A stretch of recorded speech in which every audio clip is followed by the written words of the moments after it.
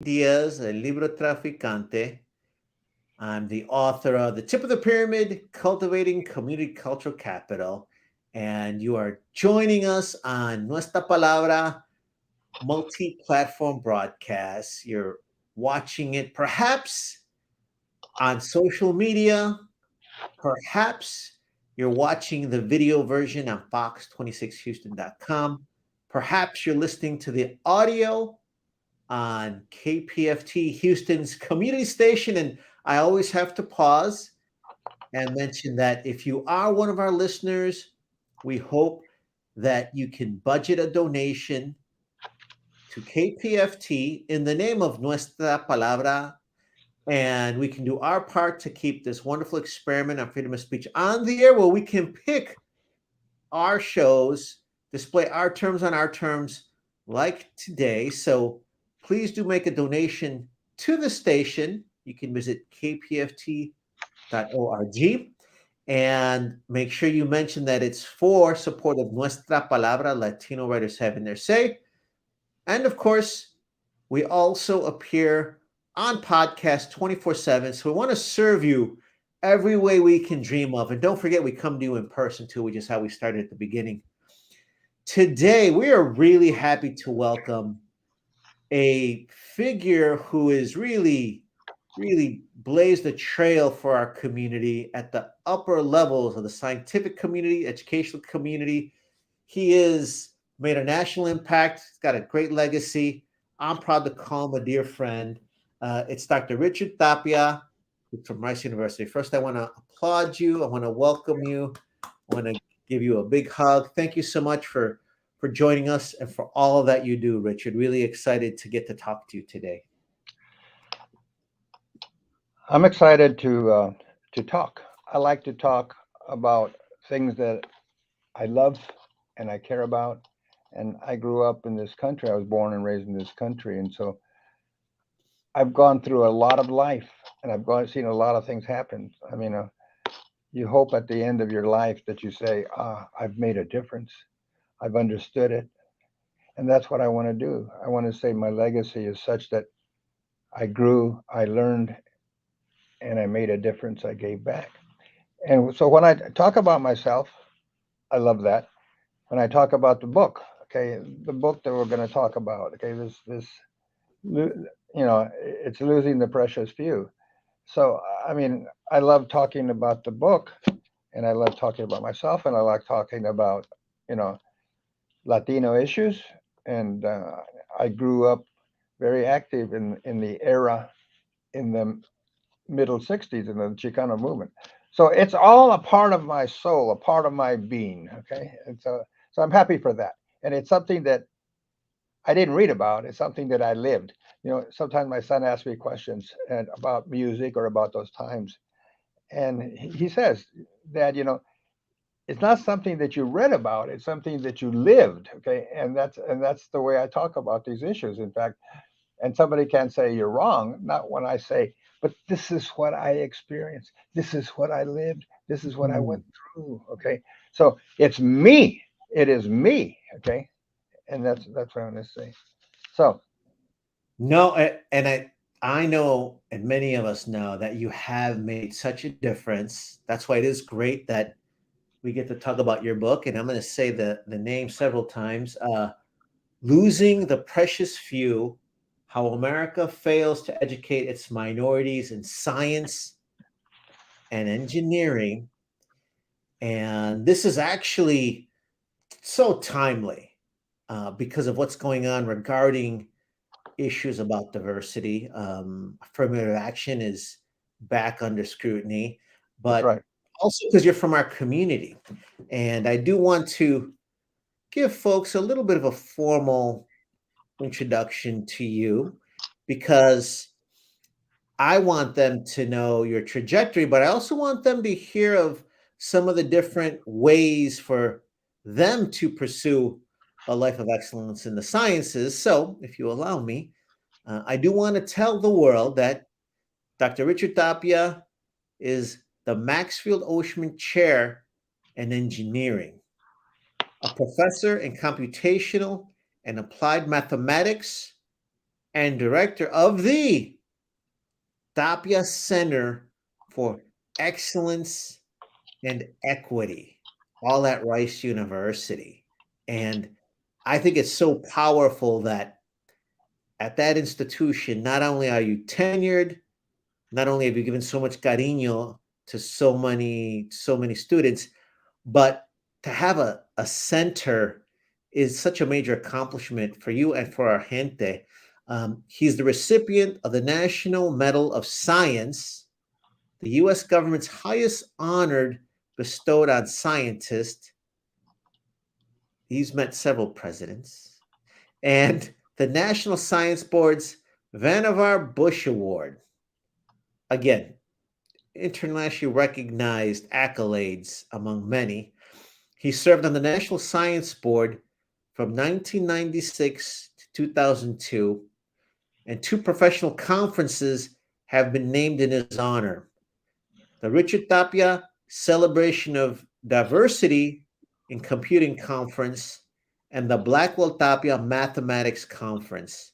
He lives right here in the H, and I'm so glad we stole him from Califas, and he calls H Town su casa ahora.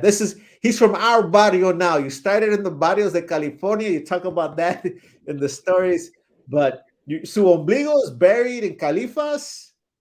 But aquí estás viviendo in Houston. Another big hug, and I'm so glad that we can mention those awards, those centers, and those boards before we get into the book, which actually ties in. Dr. Tapia, for folks that have not heard the name of those boards, can you give them an idea of just the impact that those boards have on the intellectual world and the science world? You said about the awards? Is that what you're talking about? The awards and the boards, National Look, Science Board, yeah, for example. Look, credibility. Now, Tony, what you didn't mention is National Academy of Engineering. I was the first Hispanic in the world that was appointed, or I say elected, to the National Academy of Engineering. That's a big honor, okay? And like with the National Science Board, I'm the only Latino that's ever been appointed there. So the credentials that I have earned and the awards give me an entree. So, for example, Caltech or MIT or Stanford will look at a speaker and say, we're going to invite Richard Tapia. And they'll say, without even knowing me, that he can't be a turkey if he's won all these awards. So we're going to invite him. And then that gives me the opportunity to speak about things that I want to speak about, our underrepresentation, the lack of fair treatment on issues. And I do it in a respectable way, in an honorable way. But these awards, people can't marginalize my awards. And so I have given president's lectures at Caltech, and I have given president's lectures at Berkeley and Stanford and MIT. And they see that. So when I get up to talk and introduce just the way you did, people can try to say, oh, look, there's just another Mexican, or there's a Chicano, or we invited him because he was this. But my credentials carry me to the point where they can't marginalize me. And that's really a powerful thing. When my voice is spoken, I don't speak as somebody in the community who just said, oh, by the way, I really cherish these awards, and they have given me an entree, an open door into places that I ordinarily wouldn't fit into. So I get a lot of requests to speak at high level things. Without those awards, I wouldn't have gotten this request.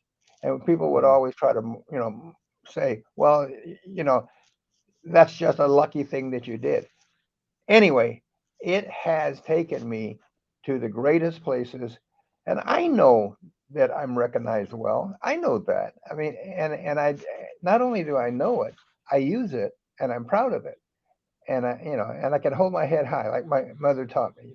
Hold your head high and look at what you've accomplished, and I do. But I don't want it to just glorify me. I want it to glorify us. I often say the statement that we as Latinos or we as Mexican Americans, okay, that we're here. You see us all around in the city, but we're not there. And there means on the faculties of the tier one universities, on the national science boards, on those places.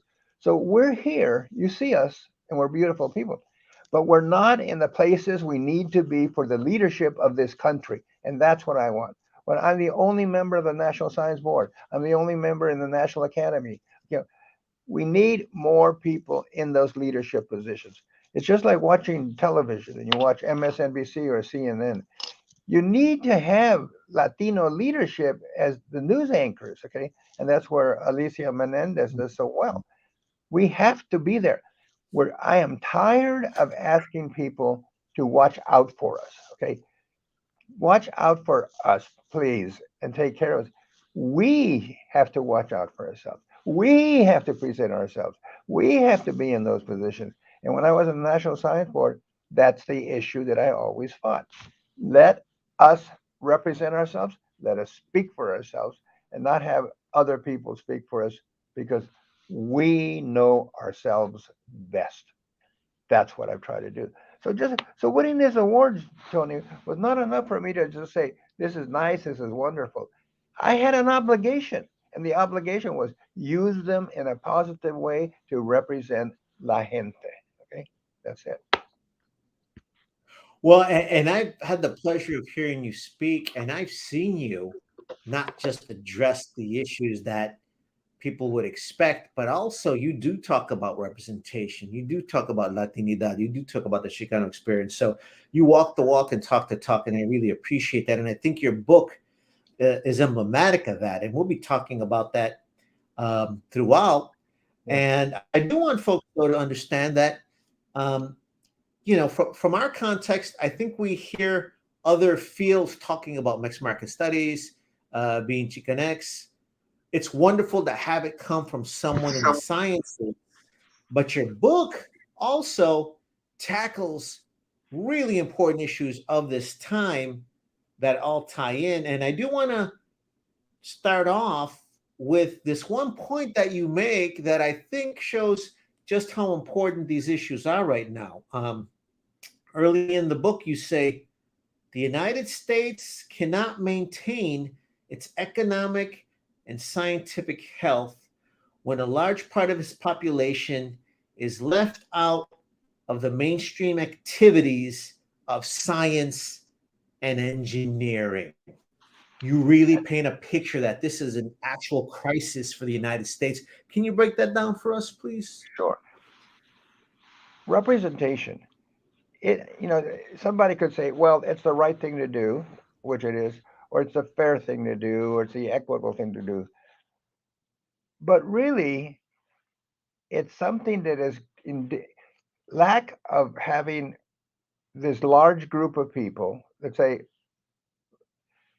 African Americans and domestic Hispanics, in the representation of our country, in the technology, in science and engineering, it endangers the country. It isn't that it endangers the people or the discipline. It's not going to be that mathematics is going to fail if we don't have women and minorities in there, or that physics is going to fail. I mean, those disciplines will go on, but the country will not be healthy without having good representation across that people.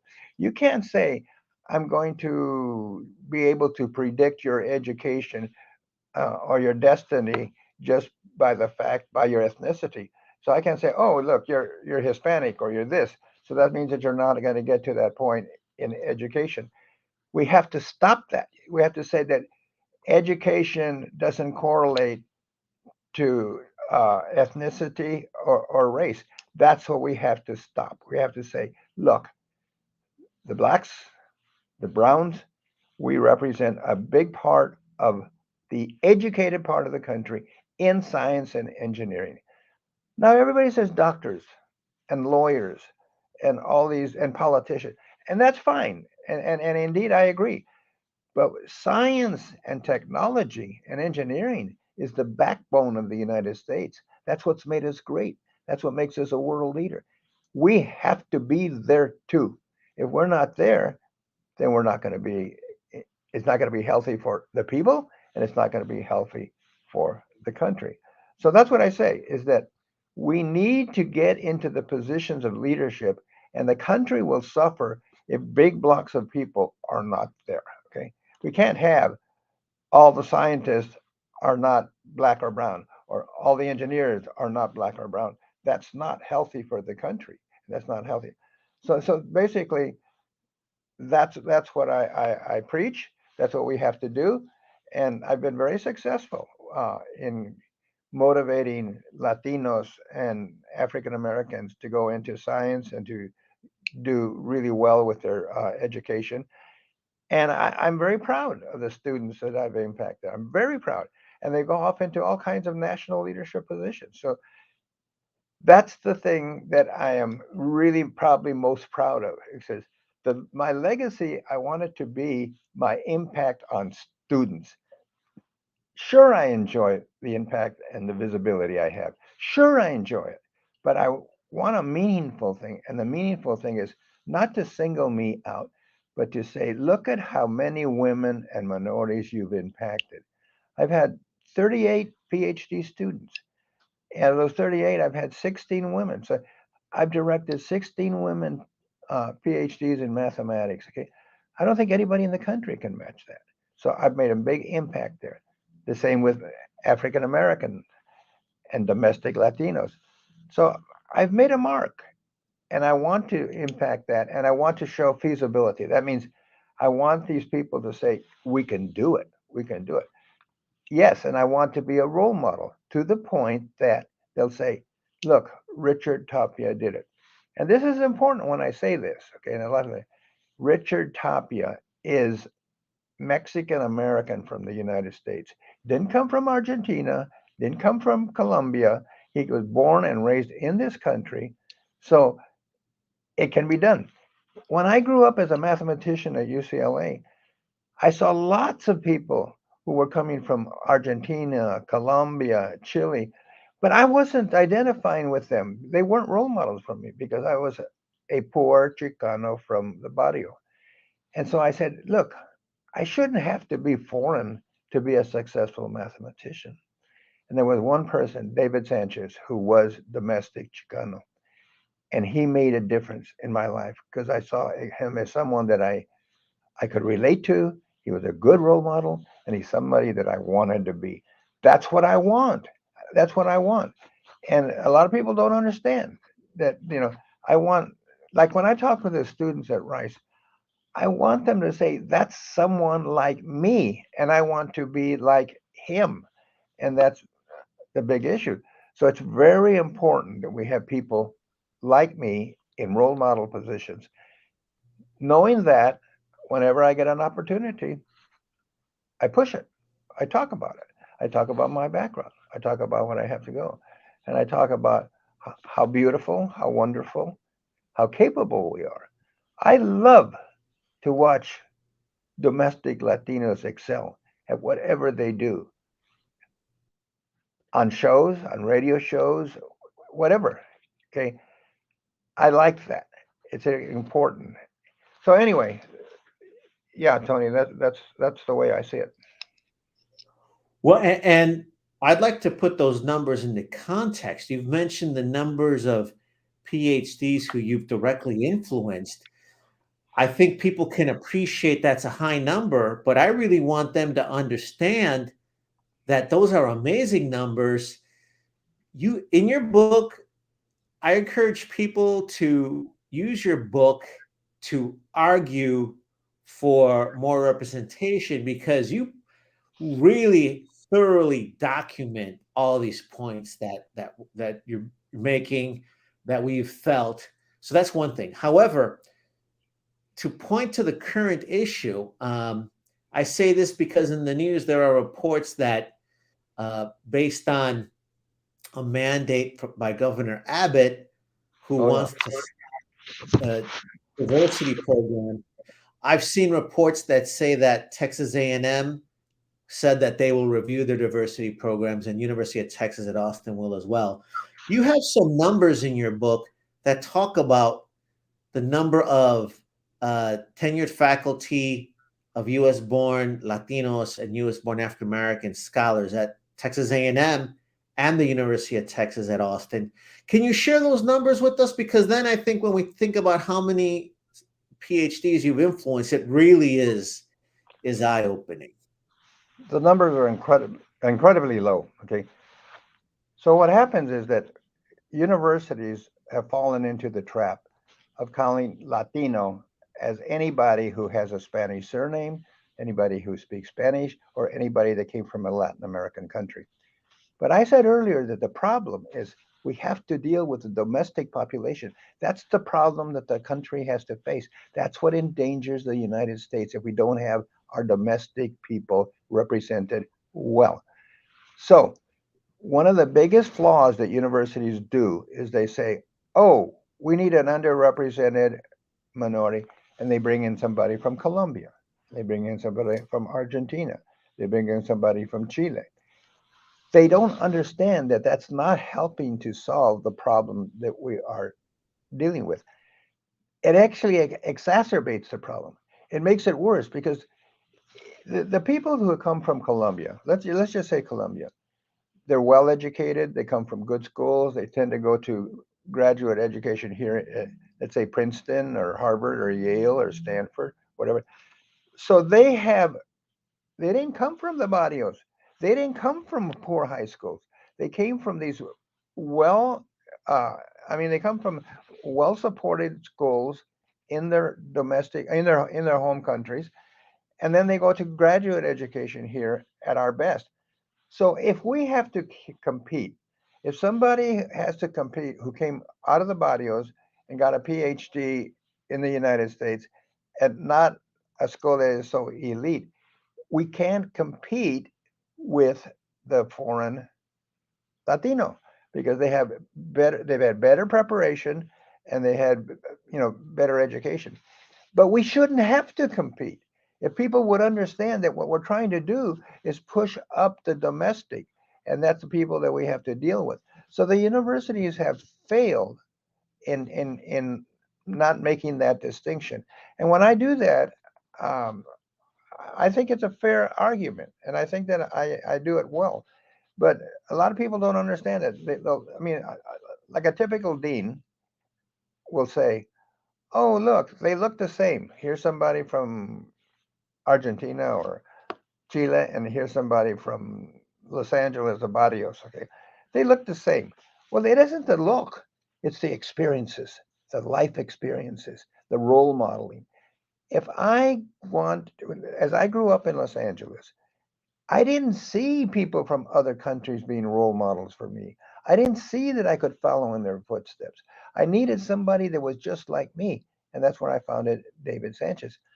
So what I'm saying is that if we don't make that distinction, we're not going to make positive input on this problem. If we don't make that distinction, we're not going to solve this underrepresentation problem of domestic things. So we have to do that. So if you take the counts, like most universities, the count will not give you they won't give you the domestic minority. They'll give you Latino, Hispanic, and that means everybody. So the count is really masked. You don't know that it's so small. And like in all the sciences, let's say mathematics and computer science and all these things, the percentage of faculty that is domestic born Latino or domestic Black, okay, is less than 1%. It's less than 2%. Okay.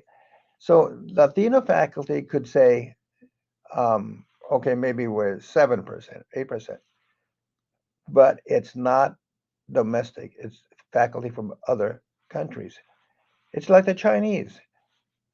The Chinese faculty in science and engineering at our universities is really, really a high number. Like in computer science, it could be as high as 28, 29%. But it's not domestic Chinese. It's not Chinese American. It's Chinese from China. So we don't understand the dynamics of having and taking care of our country that before we take care of the world. It's very simple. I want to take care of my family before I help my neighbors. And I will help my neighbors. And if they need help, I think that's right. But I'm not going to put my neighbors over my own familia. And that's what we don't understand in universities, that we're not taking care of our familia. And we're saying, look, this person from Latin America is going to be serve the same role as someone like Tony Diaz or Richard Tapia. Anyway, it's not true. It's not true. They're fine people, and I do not say I am not saying don't hire them. I'm just saying don't count them as that you've tried to solve the original problem, which foreign foreign minority faculty, they don't help in solving that problem. And so this distinction, I get into a lot of people criticize me on this distinction, but that's the fundamental distinction. And so universities are really going backwards. That's why in the book, when I wrote the book, I made some strong statements and I had to read it over and read it over, and I backed off on some of them. But enough have stayed to try to argue these points that we're not going forward. We're not improving understanding. In fact, in the book, I really make this one point that I say our use of underrepresented minority as a category in universities is actually making the problem worse. It's actually making things, when we include foreign minorities in this category, we hire them and we don't hire the domestic. So by using the underrepresented minority and letting the foreign minorities in that category, we actually exacerbate the problem because the domestic minority is not as competitive. And yet we are competitive if you look at other factors, understanding the country, understanding how we grow. I mean, we are competitive. When I talk to somebody from another country, I respect them and I think they're brilliant and wonderful. But I always play the following type of a game, you know. Let's say somebody's from Mexico and they're going to say, oh, yeah, this is really good. So I will ask them this: who do you think has contributed more to the respected country? Jose Alfredo Jimenez or Hank Williams? Okay. Has Hank Williams given more to the United States in a global impact than, say, Jose Alfredo Jimenez has to Mexico? And they will say, I don't know who Hank Williams is. So then I go on and I say, how about Patsy Cline, great singer for the country, or Lola Beltran? Okay. And they'll go, I don't know who Patsy Cline is. And I say to them, you are living in this country and you are serving as a role model, and you don't know the country. You don't know the details of the country. So I know more about your country, which to me is a foreign country, than you know about the country that you're living in. So I want people who I can understand and speak to on these issues. And I do immediately. The relationship that I built in the Chicano movement and in these other movements, they're brothers and sisters. They're brothers and sisters. We're really close. I have my own brothers and sisters, and we're close. But these people that I met in the movement, in the Chicano movement, in the Latino movement, we're just as close as my own siblings are. So that's what that's my point. Okay, and yeah, we're not going in the right direction, and we're confusing people, and we need to. That's what the book's about. The book is my view of trying to push across some points. Okay, and I want people to read it. I want people who care about the future of the country, people who care about improving representation, and I want to see where we made mistakes. And I have in the book 5 or 6 categories where we really make mistakes, and um, and that's what I want the book to do, is that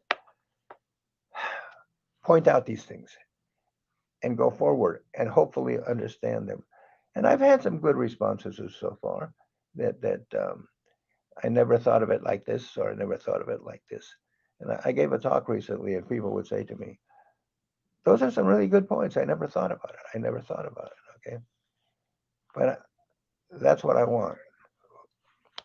You also go out of your way in the book, as you said, to point out that we're not against, for example, professors that come from, you mentioned Colombia as a matter of Not at all. chance.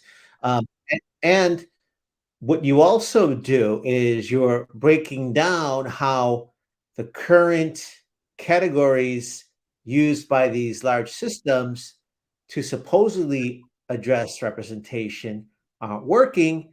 And you were just articulating, and you do it really well in the book too. You've got all these categories and charts where a school like University of Texas or Texas A&M or any institution will brag about their number of Latino students, but what they do is they lump in undergraduate students, maybe some who haven't completed.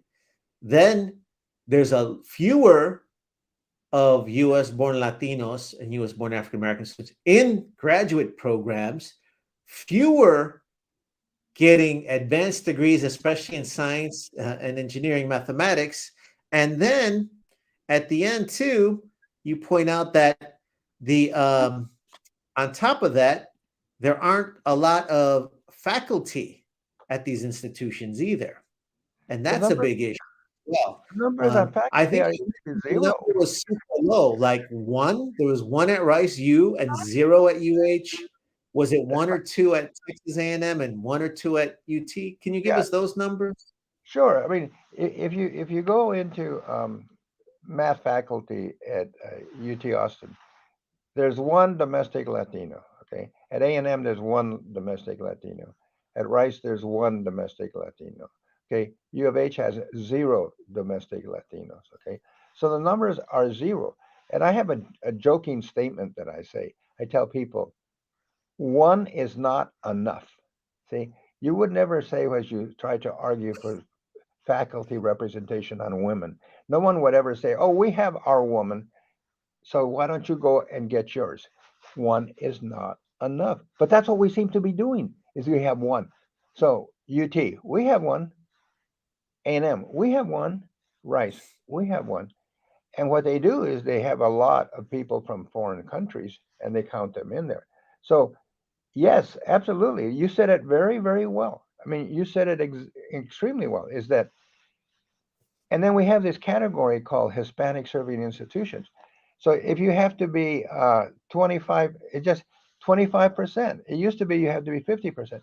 But look, UT Austin, UCLA are Hispanic serving institutions because they have 25% of their undergraduate population is Hispanic. Okay, it's Latino. But what about the other issues? What about the faculty and the graduate population and the programs that they have? They're empty. They're not there. So UT Austin and like I said, UCLA, they can't just be happy and saying, "Oh, we're a Hispanic serving institution." Yeah, you are according to a very flawed criteria. You are according, Mhm. but it's no good. They're not changing. You don't go on there and well, let me look at the faculty. Things haven't changed. In fact, they've gotten worse on that thing. So Tony, you say it well. That's right, and that's my battle. So this goes back to a point that you asked a little while ago. I couldn't speak out on these issues if I didn't have those credentials that you talked about. If I didn't have those credentials, they would just say Tapia is a turkey, and he's saying silly things. But when I speak out, and I don't insult people, and I do believe that foreign faculty offer us a lot, I just don't want you to count all the foreign faculty as domestic underrepresented minorities. That's what I don't want you to do. I want you to hire them, but hire them like you hire other faculty, and don't count them as domestic underrepresented minorities. The numbers haven't gotten better. In fact, keep thinking, oh, it's gonna. The undergraduate population's gotten better. That's true, and that's a good step forward. Okay, and I talk about that in the book. But it's interesting. Like one time years ago, I was doing some expert witness in federal court, and they had a minority count, and it looked like pretty good.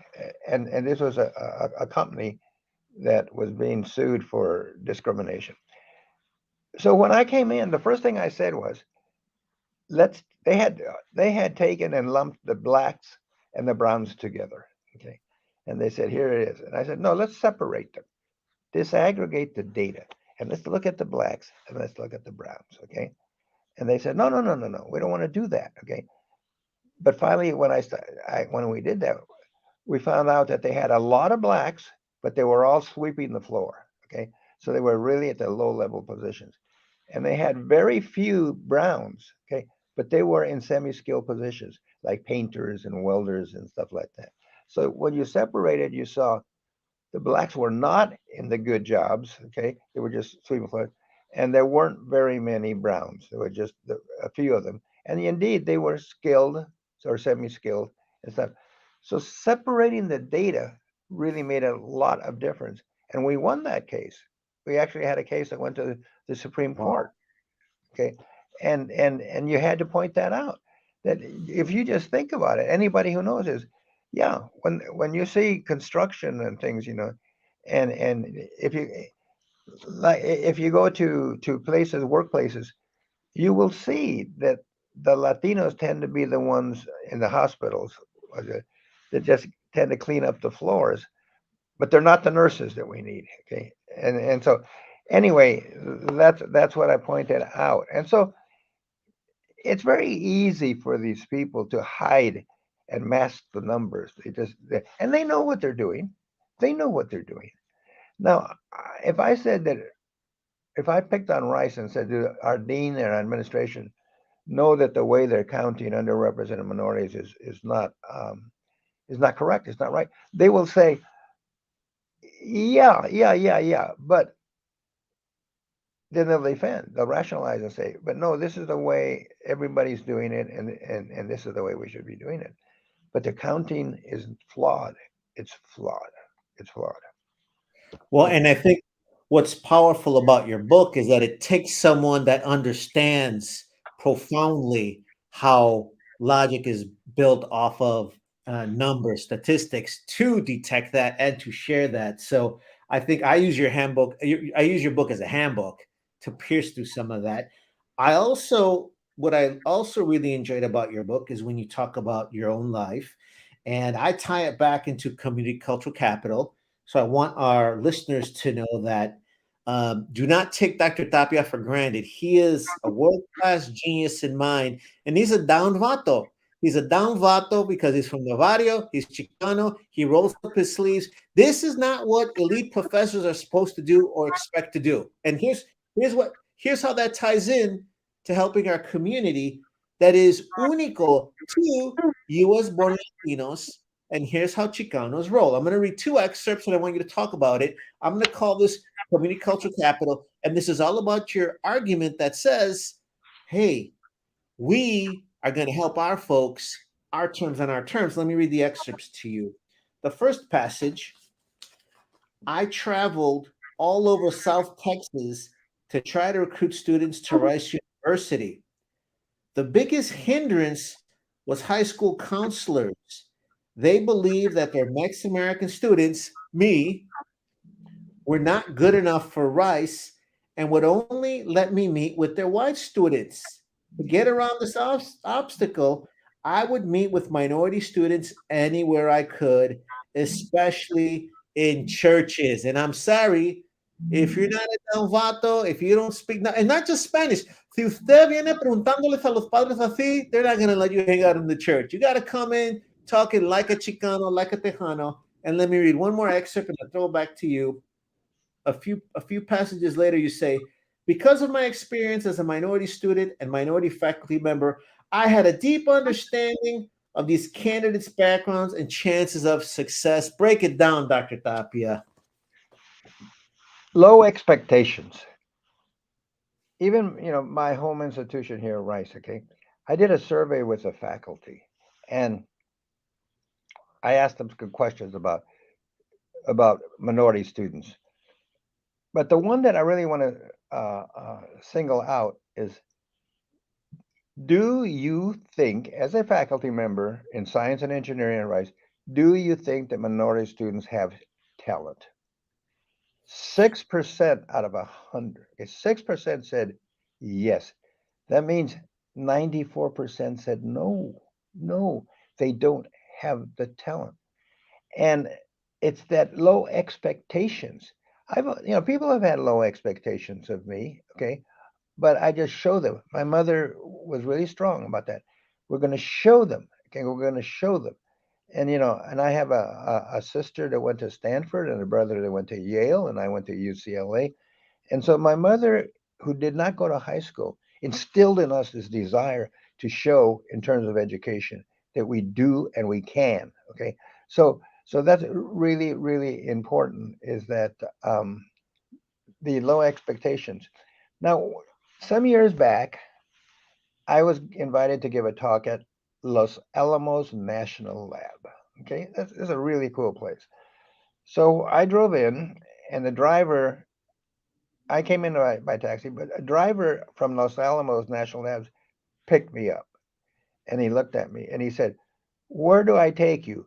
Are you going to be in the landscaping part of the of Los Alamos, or are you going to be in the kitchen?" So he just said, "Look, you look like this Latino, so you're either going to be in the kitchen or in the yard." Okay. And I said to him, I didn't get upset. I just kind of laughed and smiled. I said, "No, I'm actually giving a talk in the math session." Okay. And he said, "Oh, okay." But it's that expectation. Okay. And if you keep doing that enough, and you keep doing that enough, like people always do at Rice, they say, "Oh, you're a Rice professor." Okay. Now they want to marginalize me. They say, "Do you have tenure?" I said 1972. Okay. 1972. And then they'll say, "Well, are you a full professor?" 1976. Okay. And I said, "I'm a university professor there. It's a special title. There's only been 10 of them in the whole history of Rice." And they can't. They can't. They kind of want to bring me down and bring me down. And I hold my head high, even with my own faculty. And I'll say, "Look, I've done all these wonderful things, and I don't have to remind you of it because you know it." Okay, but that makes me very, very, very proud. But the neighbors and the people in the neighborhood, they'll look at me and they'll go, "And you have tenure, you have this, you have that," and I just smile and I say, "Yes, I do." And then eventually, what they do is they get to the point and they say, "Okay, well, you're not typical, you're an exception." Okay, fine. Mm. Okay, but low expectations. And if you keep low expectations, if all your life, when you grow up, all my life I was told in high school, the counselors would say, "You shouldn't be in mathematics." I was the best school. I was the best Mm. math student in the whole school. And yet the counselor would say, "No, you should be in landscaping or you should be in this." And I was the best student in school. They didn't push me. So I just learned not to listen to counselors and push myself. And that's what I did. And at UCLA. So once I got into the big machines, everybody said, "That's fine." Once I got into graduate school, people didn't care about your ethnicity or your race. It's just, can you do the work? And so once I got in there at UCLA, I showed them, yeah, I can do the work. And when I was at Stanford or when I was at Wisconsin, yeah, I can do the work. The faculty, I didn't find racism among the senior faculty. Okay, I just found lower expectations among the junior faculty.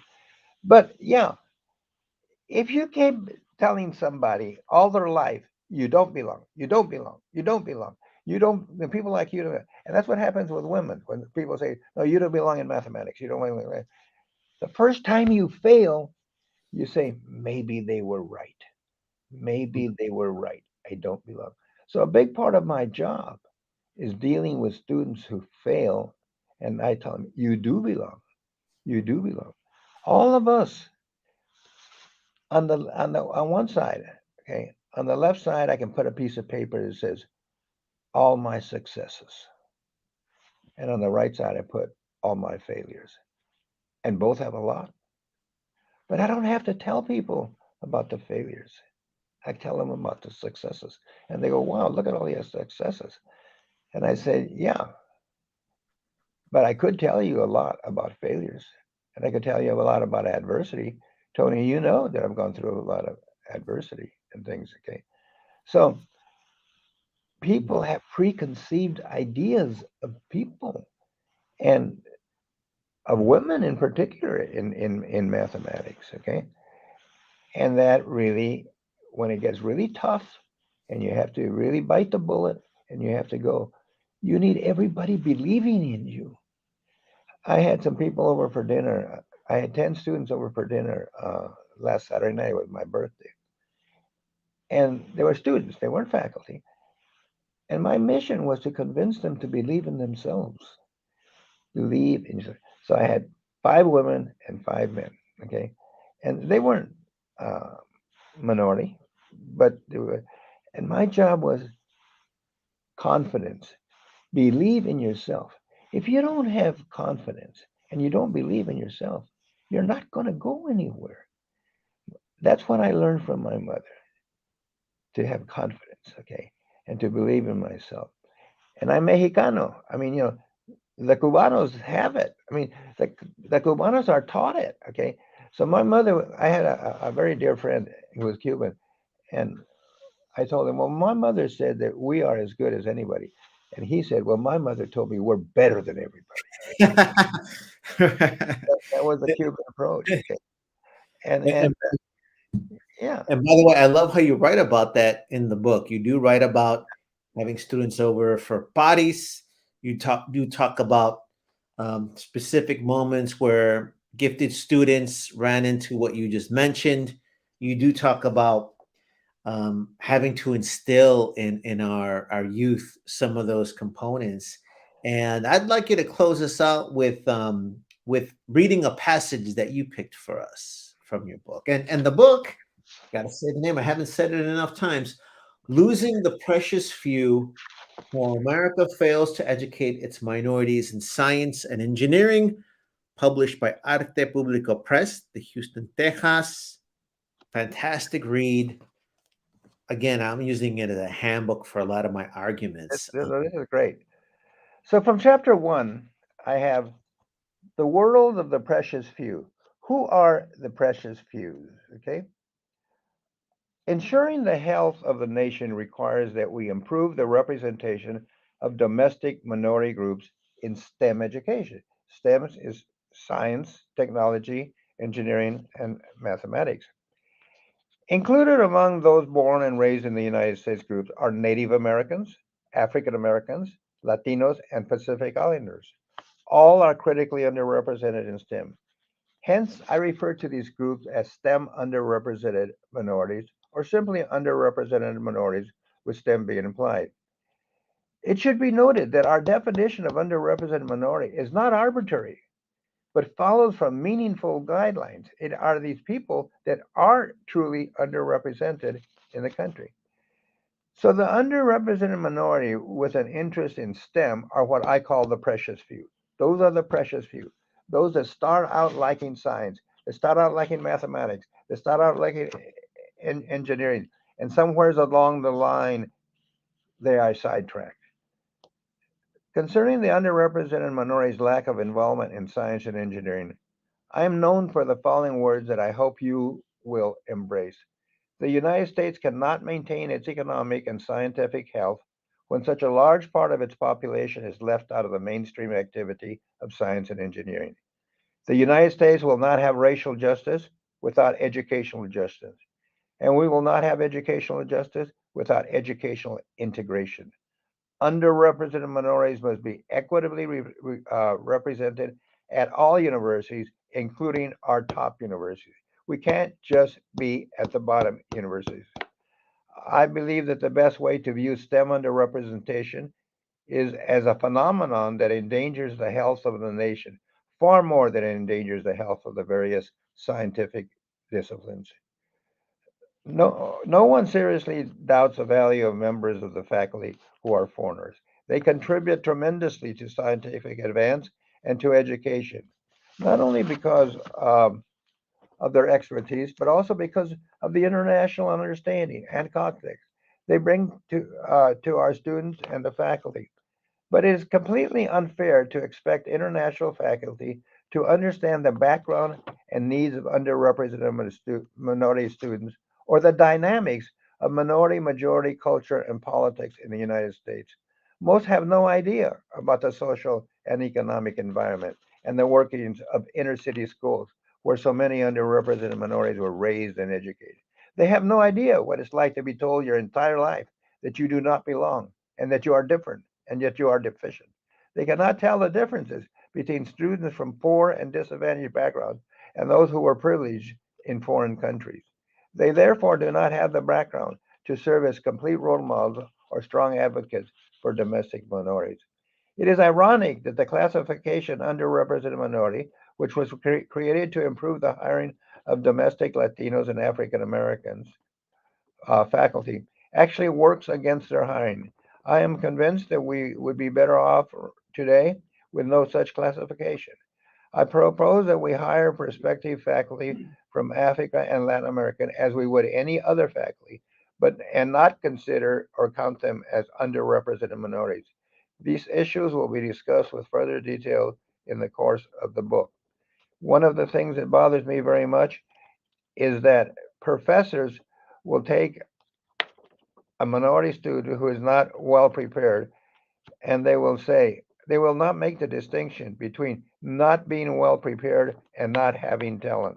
And they will assume that this student who is not prepared does not have talent and essentially push them out of the area. And that's what happens at schools, at elite schools like Rice. The professors assume the student is not capable of doing this, and it's not, they don't say it's because of preparation, they say it's because of their minority background. We have to fight that. That's it, Tony. That's fantastic. That is a passage from the powerful book, Losing the Precious Few: How America Fails Its Minorities in Science and Engineering, by Professor Richard Tapia, a dear friend, but a real hero who's really blazed the trail and left a great legacy. I look forward to talking to you again. We're going to have you back just to talk about Chicanidad. But Dr. Tapia, thank you for all that you do. This book comes at a powerful moment, and I think this is going to accelerate the work that you've been doing. So thank you so much for taking the time for joining us. Tony, look at the picture on the cover, okay? You know, it's beautiful me with long hair from 1972, okay? Oh, the 70s were so beautiful. The 70s were so beautiful. Over One there thing, in Califas. yeah. Well, no, this is Rice. This was at Rice. But one thing that we do All have right. as Chicanos and Latinos, we have beautiful hair. Well, look, I'm Yes, we do. in my 80s and I still have hair. That's awesome. And we stick together. Speaking of sticking together, I got to give a shout out to my team. I want to thank Roxana Guzman, who is our multi-platform producer, Rodrigo Bravo, who is our sound engineer, Liana Lopez, who's our coordinator, Brian Paras, who is High-Tech Aztec Emeritus, Lupa Mendez, who is helping with our reading series and is Texas Poet Laureate, Laura Costa, who is now an educational consultant, but one of the founders of Librotraficante movement, and to all the Librotraficantes throughout Houston, Texas, and the nation. Appreciate you tuning in. This is Tony Diaz, Librotraficante, author of The Tip of the Pyramid, Cultivating Community Cultural Capital. And if you are listening on 90.1 FM KPFT, keep in mind that KPFT, Houston's community station, is supported by listeners like you. So we hope that you can make a donation to kpft.org in the name of Nuestra Palabra, Latino writers having their say, because where else are you're going to get awesome conversations with intellectuals who pierce the wall of the ivory tower and come into the community like Richard Tapia. Thank you once again, Richard, for all that you do. Can we have you back just to talk about Chicanidad and your rock and roll music? Of course. And in fact, I'm going to go home tonight and I'm going to make a contribution because I've enjoyed it so much. So I'm going to make a contribution to it. That means so much. Thank you. Thank you, my dear friend, and thank you for changing the world. Hey, this has been Nuestra Palabra, Latino writers having their say. Gracias. You're welcome. Thank you.